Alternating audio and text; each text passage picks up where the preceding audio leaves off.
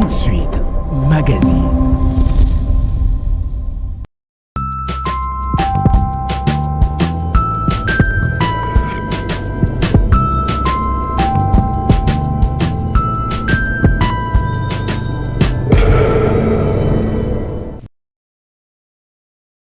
Bien-aimés frères et sœurs, chers amis chrétiens, c'est avec joie que nous vous retrouvons encore en ce jour dans le cadre de cette émission Que dit la Bible. Ce matin, par la grâce de Dieu, nous vous proposons une thématique, la justification. Nous pensions que c'est un thème ou une thématique qui est tellement importante qu'il est mieux que nous puissions nous remémorer un certain nombre de choses que le Seigneur a eu à dire dans les Saintes Écritures. Nous commençons par Romains chapitre 3. Dans Romains au chapitre 3, déjà nous voyons ce qui s'est passé du temps de David.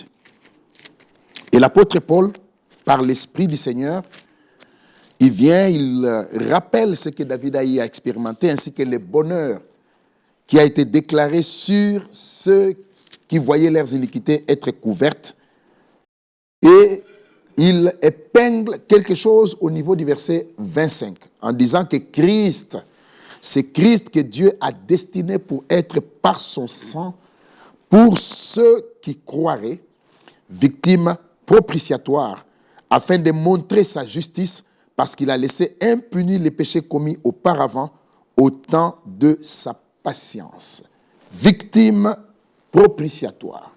En fait, nous ne cesserons jamais, bien-aimés frères et sœurs, de vous rappeler que la rédemption qui nous a été apportée par Christ est venue corriger, réparer le dommage que l'ennemi a entraîné en Éden avec la chute d'Adam et le péché qui s'est installé. Dieu a cherché la réconciliation avec l'homme. Ainsi, il vint par la bouche du prophète Ésaïe jusqu'à dire « Venez et plaidons ». Si vos péchés sont comme les cramoisis, ils deviendront plutôt blancs comme la neige. Il est venu en tant qu'homme dans l'une de nos précédentes publications, dans l'une de nos précédentes émissions. Nous avons abordé avec vous une thématique très intéressante. Dieu a marché sur la terre. Pourquoi est-ce que Dieu a marché sur la terre? C'est pour accomplir l'expiation de péché. C'est pour se réconcilier avec l'humanité coupable. Ainsi, bien aimés frères et sœurs, vous verrez toujours dans Romains au chapitre 4, donc un chapitre un peu plus loin plutôt, ce bonheur que David a exprimé au verset 5, au verset 6. De même, David exprime le bonheur de l'homme à qui Dieu impute la justice sans les œuvres. Regardez bien, mes frères et sœurs, quand est-ce que ceci a eu lieu? C'est dans l'Ancienne Alliance, sous le sang des boucs et des taureaux. Mais déjà là, David exprime le bonheur de celui à qui Dieu impute la justice sans les œuvres. En déclarant au verset 7, heureux ceux dont les iniquités sont pardonnées et dont les péchés sont couverts. Heureux l'homme à qui le Seigneur n'impute pas son péché. Bien-aimés frères et sœurs, chers amis, David a parlé de ceux dont les péchés sont couverts. Mais ici, dans la Nouvelle Alliance, il n'est pas question de ceux dont les péchés sont couverts, il est question de ceux dont les péchés sont ôtés. Car Jean-Baptiste, déjà de son temps, avait déclaré « Voici l'agneau de Dieu, non pas qui couvre les péchés du monde, mais qui ôte le péché du monde. » Christ est venu afin d'ôter le péché du monde. Ainsi, bien-aimés frères et sœurs, un peu plus bas, dans le même chapitre, il est parlé du bonheur, il est parlé plutôt d'Abraham, à qui Dieu a imputé la justice. Et pour gagner le temps, il est venu au verset 23, puisqu'il n'était pas seulement question d'Abraham. Il a dit ceci, mais ce n'est pas à cause de lui seul, d'Abraham seul, qu'il est écrit que cela lui fut imputé. C'est encore à cause de nous, à qui cela sera imputé, à nous qui croyons en celui qui a ressuscité des morts, Jésus, notre Seigneur. Alléluia. Abraham n'a pas douté par incrédulité. Abraham a cru. Et sa foi plutôt lui a été imputée à justice. Mais Paul vient et il dit, ce n'est pas seulement à cause de lui, Abraham, que cela lui fut imputé à justice, mais encore, c'est encore à cause de nous. Nous qui croyons en celui qui a ressuscité Jésus-Christ, notre Seigneur, d'entre les morts. La foi vient d'être insérée dans l'affaire. La résurrection vient d'être mise en évidence. Et vous comprendrez pourquoi. Au verset 25, Christ, lui, Jésus, notre Seigneur, qui a été livré pour nos offenses, alléluia, et ressuscité pour notre justification. Laissez-moi vous rappeler ceci. Vivant, il nous a aimés. Mourant, il nous a sauvés. Ensevelis, il a pris nos péchés, il les a amenés au loin. Mais tout ne s'est pas arrêté dans la tombe. Et ressuscitant, il nous a justifiés.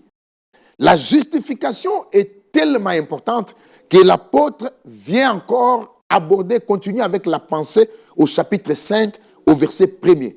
Mais déjà au chapitre 4 où nous étions, au verset 25, retenez ceci, il a été livré pour nos offenses et il est ressuscité pour notre justification. Cela veut tout simplement dire que s'il n'était pas ressuscité, nous ne serions pas justifiés. Et par la justification, le Seigneur nous a innocentés. Bien-aimés frères et sœurs, vous verrez qu'il y a deux choses qui sont présentées là-dedans.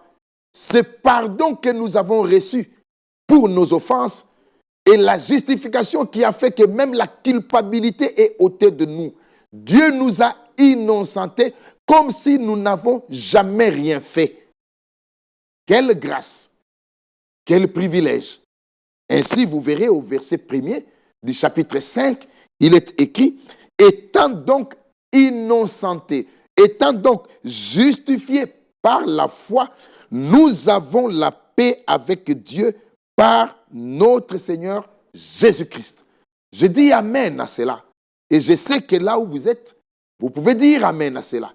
Étant donc justifiés, nous avons la paix avec Dieu par notre Seigneur Jésus-Christ. L'objet de l'accusation a même été ôté. Oh frère, bien-aimé, regardez. Dans Zacharie chapitre 3, avant de revenir dans le Nouveau Testament, puisque ça me vient à l'esprit, j'aimerais le prendre avec vous, l'histoire du sacrificateur Josué. Zacharie, je pense que ça doit être le chapitre 3. Verset 1er. Il me fit voir Josué, le souverain sacrificateur, debout devant l'ange de l'Éternel, et Satan qui se tenait à sa droite pour l'accuser. Il y avait Josué, souverain sacrificateur, il y avait l'ange de l'Éternel qui était là, et il y avait Satan qui se tenait à sa droite pour l'accuser. Et l'accusation avait un contenu. L'accusation avait réellement un contenu. Regardez, l'Éternel dit à Satan, que l'Éternel te réprime, Satan. Que l'Éternel te réprime. Que l'Éternel te fasse fermer la bouche. Lui qui a choisi Jérusalem. N'est-ce pas là un tison arraché du feu? Un tison arraché du feu. Un bois qui n'était pas destiné à être consumé totalement. Un homme qui n'a pas été destiné à la colère. N'est-ce pas là un tison arraché du feu? Verset 3. Or Josué était couvert de vêtements sales et il se tenait debout devant l'ange. Ces tableaux, cette réalité, l'ange de l'Éternel la connaissait, Josué la connaissait et Satan l'accusateur la connaissait aussi. Ce qui fait que l'accusation avait un contenu. J'aime bien des juristes. Si j'avais encore le temps de faire des études, j'aurais peut-être voulu faire le droit. Puisque quand vous regardez la réalité qu'il y a là-dedans, il y avait un homme qui était totalement coupable. Les vêtements sales de Josué montraient son impureté, sa culpabilité. Et l'accusation du diable, l'accusation de Satan avait un contenu. Mais l'ange prenant la parole dit à ceux qui étaient devant lui, il y avait un autre groupe qui était là. Donc il y avait Josué, il y avait l'ange de l'Éternel, il y avait Satan l'accusateur, et il y avait ceux qui étaient là, à qui l'ordre a été donné en disant, ôtez-lui les vêtements sales. Puis il dit à Josué, voici, j'enlève ton iniquité et je te revêt d'habits de fête. Alléluia. Bien-aimés frères et sœurs, l'accusateur n'a plus parlé. Même Josué lui-même n'avait plus rien à dire. Il ne pouvait que constater ce qui était fait sur lui et en sa faveur. L'accusateur a constaté que l'accusation, l'objet, l'accusation a été vidée de son contenu. Le fait qu'on ait enlevé, qu'on ait donné l'ordre qu'on enlève les vêtements sales de Josué, l'accusation a été vidée de son contenu. Alors il a été dit à Josué, vois, j'enlève ton iniquité et je te revêt de vêtements, je te revêt d'habits plutôt de fête. Bien-aimés frères et sœurs, c'est à Golgotha que Christ a pris la place de l'homme coupable. C'est à Golgotha que le sang a été répandu. Cette victime propitiatoire, cette victime expiatoire a été offerte de manière à ce que le problème du péché soit résolu et que l'accusation que le diable pouvait faire, pouvait porter sur chaque élu de Dieu, sur chaque fils et fille de Dieu, soit vidée de son contenu. Oh, bien-aimés frères et sœurs, c'est comme cela, bien-aimés frères, vous verrez que Paul vient dans Colossiens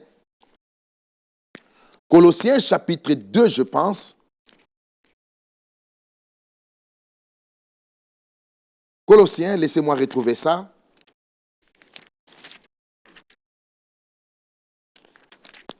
Chapitre 2, verset 13 déjà. Vous étiez morts par vos offenses et par l'incirconcision de votre chair. Il vous a rendu à la vie avec lui en nous faisant grâce pour toutes nos offenses. Alléluia. De quoi faire jaillir la louange dans le cœur du pardonné, dans le cœur du racheté, dans le cœur du sauvé. Vous étiez morts.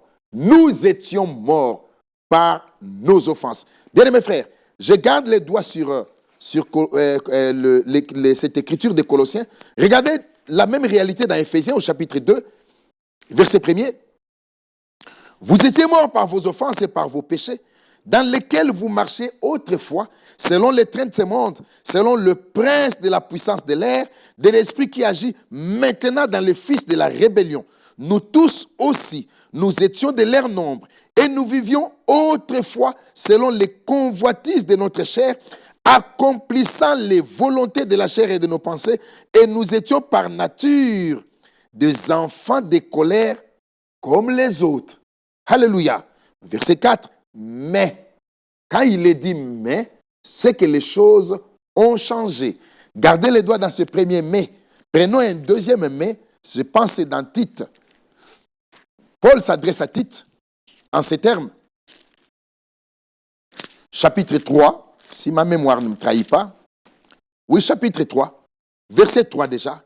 Car nous aussi, nous étions autrefois insensés, désobéissants, égarés, asservis à toute espèce de convoitise et de volupté, vivant dans la méchanceté, dans l'envie, dignes d'être haïs et nous haïssant les uns des autres. Mais, là aussi ça change. Et qu'est-ce qui change? Lorsque la bonté de Dieu, notre Sauveur, et son amour pour les hommes ont été manifestés, il nous a sauvés. Non à cause des œuvres de justice que nous aurions faites, mais selon sa miséricorde, par le bain de la régénération et le renouvellement du Saint-Esprit. Il l'a répandu sur nous avec abondance par Jésus-Christ notre Sauveur, afin que, justifiés par sa grâce, innocentés par sa grâce, nous devenions héritiers dans l'espérance de la vie éternelle. Cette parole est certaine. Alléluia. Afin que, justifiés par sa grâce. Retrouvons le 1er mai. Éphésiens chapitre 2, verset 4. Mais Dieu qui est riche en miséricorde, à cause du grand amour dont il nous a aimés, nous qui étions morts par nos offenses, il nous a rendus vivants avec Christ. C'est par grâce que vous êtes sauvés. Alléluia. Afin que justifiés par sa grâce. C'est comme ça dans le Colossiens où nous étions, verset 13 que nous avons lu.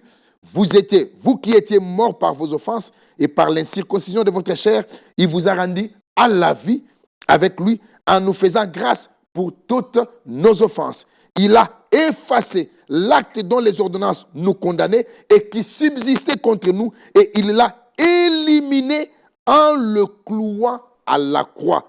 Il a dépouillé les dominations et les autorités et les a livrées publiquement en spectacle en triomphant d'elles par la croix. Alléluia. C'est là que les choses se sont décidées et c'est là, que dis-je, c'est là que les choses se sont dénouées et c'est là que le salut éternel nous a été réellement offert. Voilà pourquoi, bien mes frères et sœurs, du coupable ou des coupables que nous étions, Dieu, par Jésus-Christ, au travers l'œuvre rédemptrice accomplie sur le bois du calvaire, a vidé les contenus, a vidé l'accusation de son contenu. Et Paul vient, il dit, qui accusera les élus de Dieu? C'est Dieu qui justifie. Romains chapitre 5, pour commencer à aller vers la fin. Romains chapitre 5. Romains chapitre 5.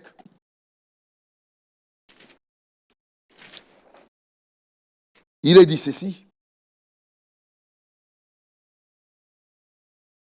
Étant donc, verset 1er, étant donc justifiés par la foi, nous avons la paix. La réconciliation avec Dieu est effective. Lui qui nous a cherchés. Et celui qui nous a cherchés, ce n'était pas lui le coupable. Car il est dit dans l'Écriture, s'ils se sont corrompus, à Dieu ne point la faute. À Dieu ne point la faute. Et personne ne peut rendre Dieu coupable de ce qui s'est passé en Éden. Mais dans son amour, Dieu nous a cherchés. Dieu nous a manifesté sa miséricorde afin que le salut puisse nous être offert, que la rédemption puisse nous être accordée et que la justification soit réellement expérimentée par nous. Le coupable d'hier, une fois justifié, Dieu le voit innocent aujourd'hui. Voilà, bien-aimés frères et sœurs. Étant donc justifiés par la foi, nous avons la paix avec Dieu par notre Seigneur Jésus-Christ, à qui nous devons d'avoir eu accès par la foi à cette grâce. Bien-aimés frères et sœurs, l'incrédulité te dit tu es coupable. Mais la foi te fait comprendre que Dieu t'a innocenté et que tu es sauvé, racheté, justifié. L'incrédulité te dit tu es coupable, mais la foi te fait comprendre réellement que tu es réconcilié avec Dieu. C'est par Jésus-Christ, à qui nous devons d'avoir eu accès par la foi à cette grâce, dans laquelle nous demeurons fermes et nous nous glorifions dans l'espérance de la gloire de Dieu.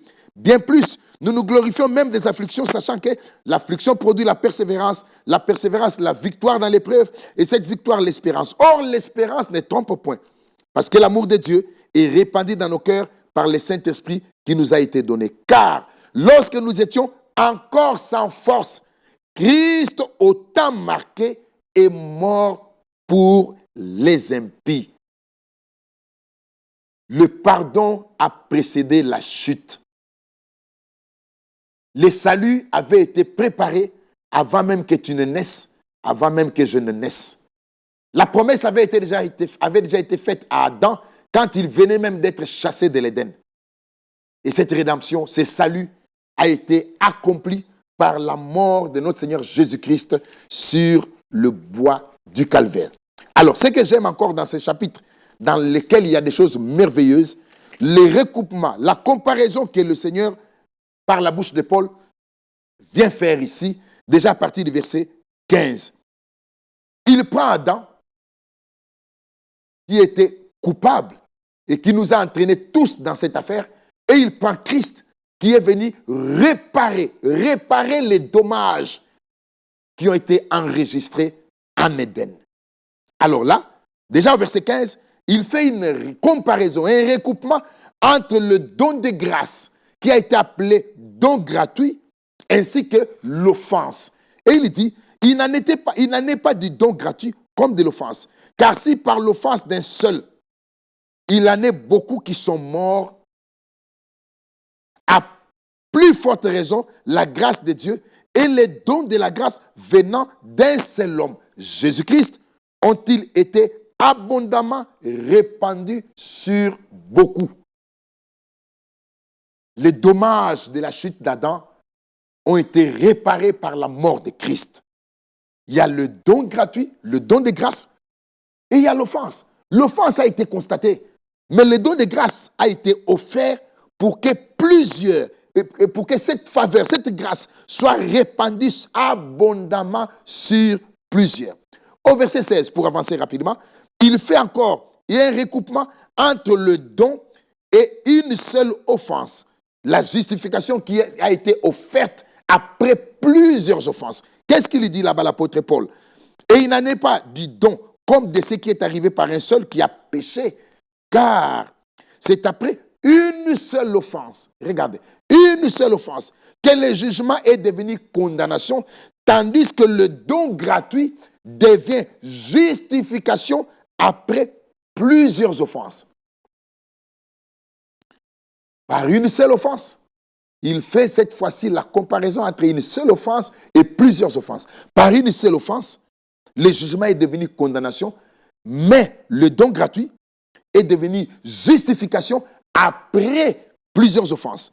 Si par l'offense d'un seul, alléluia, la mort a régné par lui seul, à plus forte raison ceux qui reçoivent l'abondance de la grâce et du don de la justice régneront-ils dans la vie par Jésus-Christ, lui seul. Par l'offense d'un seul, la mort a régné, et par la mort d'un seul, bien-aimés frères et sœurs, la vie a été offerte. Verset 18, ainsi donc, comme par l'offense, par une seule offense, la condamnation a atteint tous les hommes, de même par un seul acte de justice, la justification qui donne la vie s'étend à tous les hommes. Alléluia. Là encore, une merveilleuse comparaison. Par une seule offense, l'Écriture ne dit-elle pas que même ceux qui n'ont pas péché d'un péché semblable à celui d'Adam, le fait d'être nés dans la chair, ils sont nés pécheurs. Par une seule offense, la condamnation a atteint tous les hommes. De même, par un seul acte de justice, la justification qui donne la vie, ou plutôt s'étend à tous les hommes. Même à toi ce jour, toi qui es là avec nous en train de suivre ceci. Chiton bien-aimé, car par la désobéissance d'un seul homme, là la comparaison, le recoupement est maintenant fait par la désobéissance d'un seul et l'obéissance d'un autre. Par la désobéissance d'un seul homme, donc Adam, beaucoup ont été rendus pécheurs, de même par l'obéissance d'un seul Christ, beaucoup alors seront rendus justes. Alléluia. Bien-aimés frères et sœurs, de quoi il était question ce jour? Par la grâce de Dieu, le Seigneur a envoyé Christ pour réparer les dommages enregistrés en Éden. Ainsi, son amour a été manifesté envers nous. Et étant vivant sur la terre, il nous a réellement aimés. Mourant, il nous a sauvés. Oui, le salut qu'il nous a offert, c'est réellement un salut éternel, un salut promis qui est devenu une réalité. Enseveli, il a pris nos péchés, il les a amenés au loin pour que personne n'aille encore déterrer la vieille vie de chacun d'entre nous. Car celui qui est pardonné, il est réellement pardonné. Mais ça ne s'arrête pas là. Et tout ne s'est pas arrêté dans la tombe. Si tout s'était arrêté dans la tombe, quelle serait notre position aujourd'hui? nous serions morts et tout ça s'arrêterait là. Mais Christ ne s'est pas arrêté à la tombe. Christ est ressuscité et il est ressuscité pour notre justification. Aujourd'hui, ceux qui croient en celui qui a ressuscité Christ d'entre les morts, ceux qui ont expérimenté l'œuvre parfaitement accomplie à Golgotha, Dieu les déclare justes, Dieu les déclare innocents. Ainsi, Paul vient et lui dit, par cette justification, nous sommes en paix avec Dieu. Cette grâce nous est offerte et l'appel d'amour continue à être lancé auprès de l'humanité pécheresse en disant, à Golgotha, le problème a été résolu. À la croix, Christ a donné sa vie. L'éternité est encore garantie à celui qui croit aujourd'hui en celui qui a ressuscité Christ d'entre les morts. Que la grâce de Dieu soit avec vous et que nous puissions tous être amenés à comprendre qu'il n'est pas mort pour lui, mais il est mort pour nous. Pas pour que nous puissions continuer sur nos voies, pour que nous puissions nous retrouver sur ces voies et que la réconciliation entre nous et Dieu soit rendue possible. Surtout que pendant que nous étions encore des pécheurs, Christ est mort et il a vidé l'accusation de son contenu. Paul n'a-t-il pas raison de dire qui accusera les élus de Dieu? C'est Dieu qui justifie. Qui les condamnera? Christ est mort, bien plus, il est ressuscité, bien plus encore, il est à la droite de Dieu et bien plus encore, il intercède pour nous. Que la grâce de Dieu soit avec vous tous, au nom de notre Seigneur Jésus-Christ. Amen. Que Dieu vous bénisse et à la prochaine.